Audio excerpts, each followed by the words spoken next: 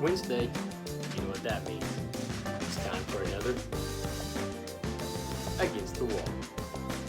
Here we go.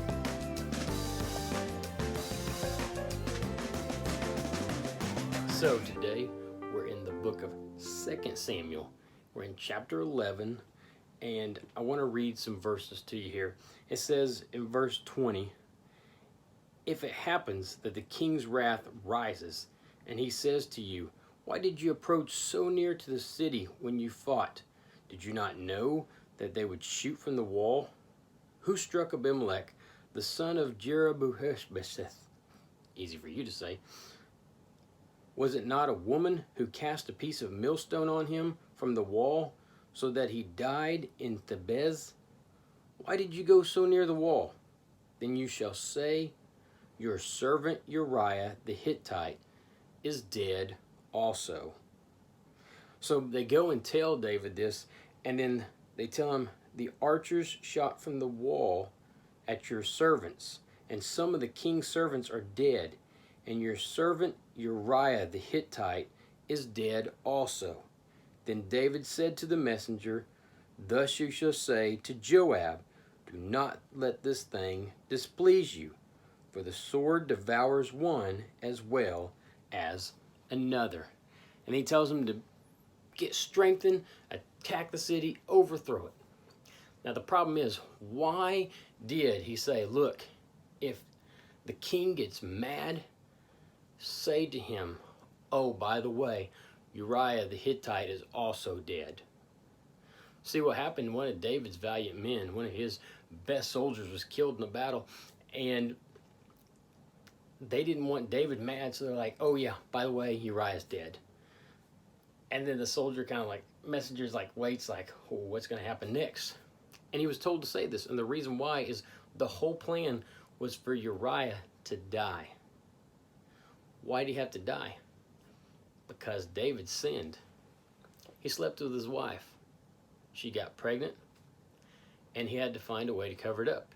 And he called her husband home, sent him, and said, "Hey, go be with your wife, enjoy this time," and he wouldn't. And then he got him drunk and said, "Okay, go home." And he's like, he wouldn't even go home. It's like, "What are you doing?" He said, "If the Ark of the Covenant is out there, then I should be out there also." And he said, "Okay, rest, and then I'll send you back tomorrow." And then he sends a letter, "Hey, look, when Uriah gets there, put him at the very front of the battle, pull back, let him be killed." And they do it. Unfortunately, it cost some of David's best men. And it wasn't bad enough that in battle, but that a woman threw a stone over and smashed his head and killed him. All this to kill one man. And why kill one man? Because David's sin and trying to hide it.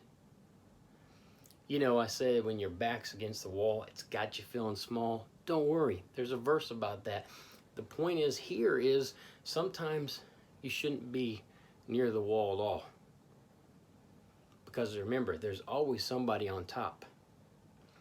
And if you're in the bottom, you're in a bad place. But if you're there because of someone else's mistake, it could cost you. See, the thing about it is, when they told David the message, David said, "Hey, don't worry about it. Sometimes if one man falls, another man falls." In the end, David was just happy because he thought that his sin was now covered up. Right after that, he's brought Bathsheba in, tell her to mourn. We're going to make everything look right, and then I'm going to marry her and be the hero. The problem is, a prophet comes along later, shares a story. David wigs out, goes to the extreme. The prophet says, "You're that man." And David repents, but it cost him. It cost him so much. When they shot the archers were shooting down at his troops, it costed. But ultimately, it costed David his men. It costed David his kingdom for a while. It cost David his family. It cost him so much. Because when you play with fire, you're going to get burned. Sometimes it's best to stay away from the wall. Sometimes that wall can be temptations that cause us to fail. Sometimes it's best not to be up above the wall looking down at things you shouldn't be looking at to begin with.